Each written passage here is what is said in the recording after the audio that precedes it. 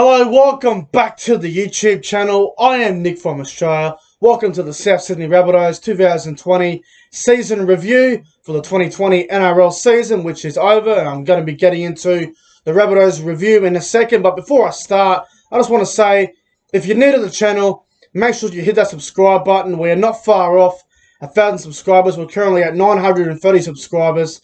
The channel has gone off in the last week or so. It's just gone berserk. I've gained about 60 new subscribers, so thank you to everyone who has subscribed and welcome aboard to the channel. I hope you are enjoying the content, and I've got some other videos I did, like I've done in the past. Like I've gone to a couple of games where I've vlogged it.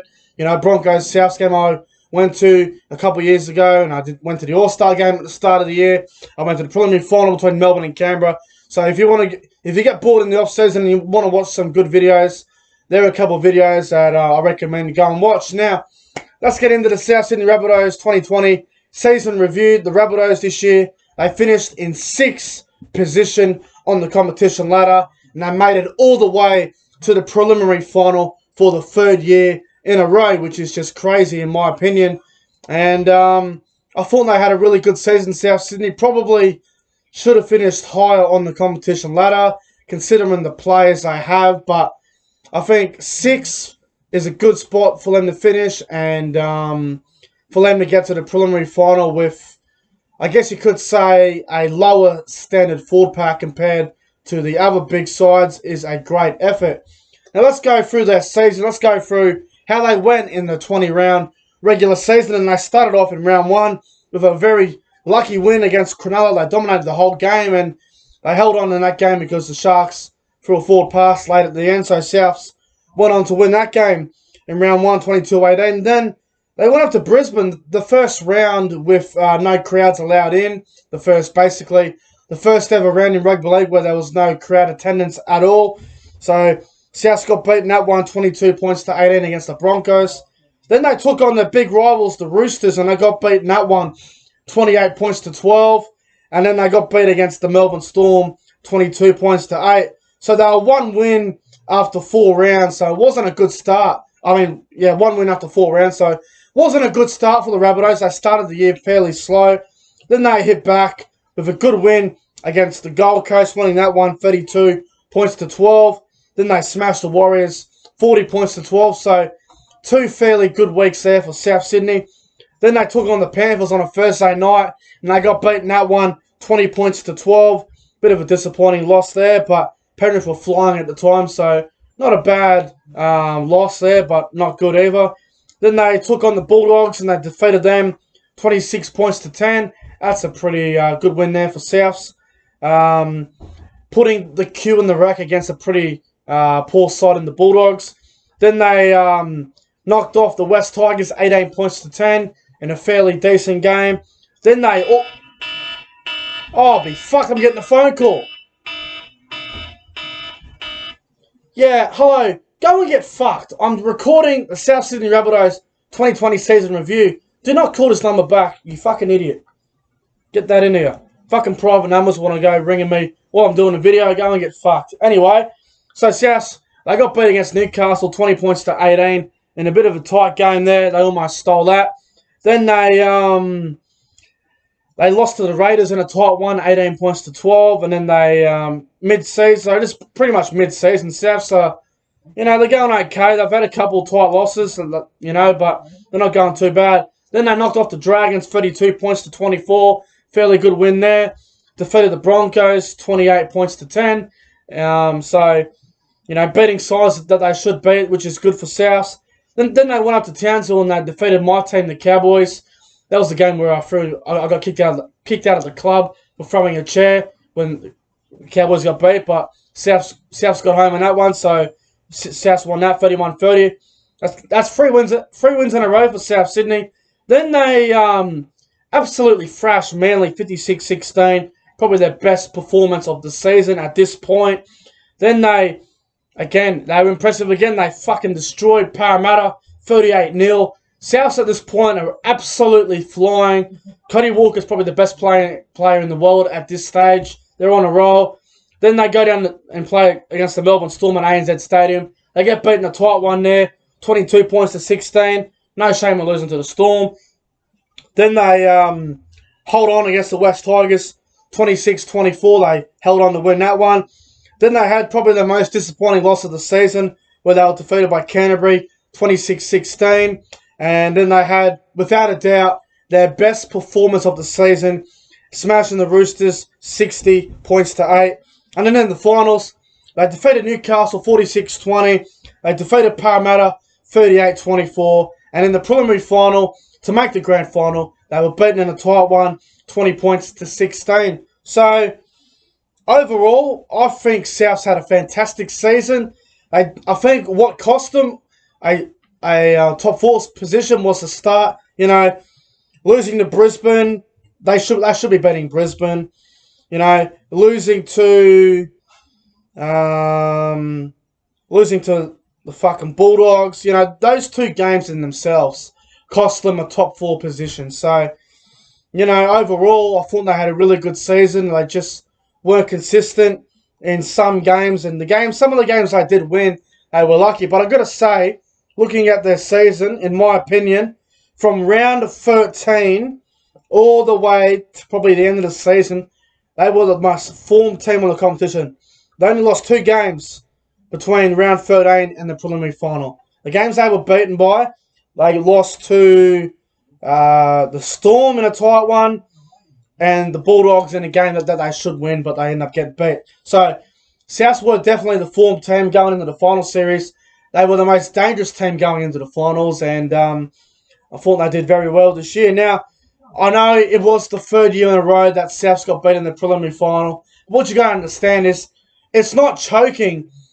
Choking is not what South Sydney have done the last 3 years. What they have done is they've got to the preliminary final the last 3 years when they weren't even expected to get that far. I mean, you know, the game against Canberra in 2019, they weren't even meant to be there. They were lucky to get there, and they ended up getting beaten in the tight one. And this year, well, no one thought they'd even go close to the preliminary final this year, and they got there again. So, you know, they've done well for themselves.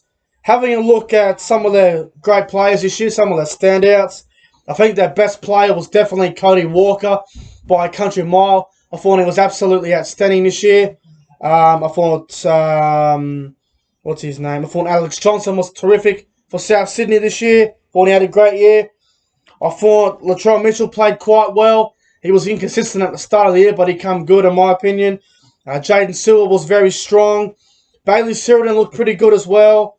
Jackson Paulo was a little bit of a surprise. He was good, for my opinion. This young prop, it comes off the bench for South Sydney. This bloke is a player of the future. Keon Kalamatangi, I can't even fucking pronounce it properly, but Kalamatangi was absolutely terrific. He was fired for South off the bench.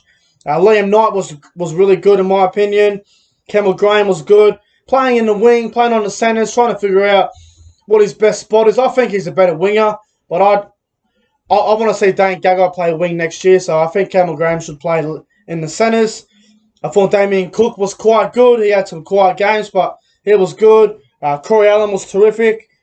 Some of South's really poor players, in my opinion. I think Mark Nichols was a little bit average. I don't really go much on Mark Nichols.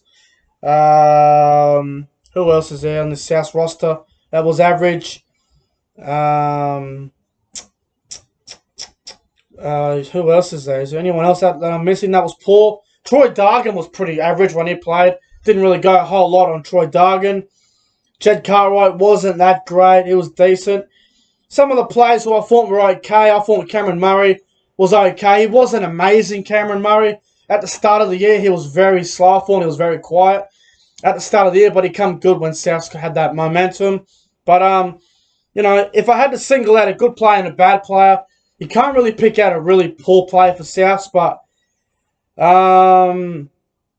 if I had to pick out a poor player for the Rabbitohs this year, I'd say Ethan Lowe was pretty poor. I know he only played 10 games, but I thought he was really poor, Ethan Lowe. If I had to say the best player, I'd definitely go with Cody Walker. I thought Cody Walker was absolutely out of this world this year. I thought he was absolutely fantastic.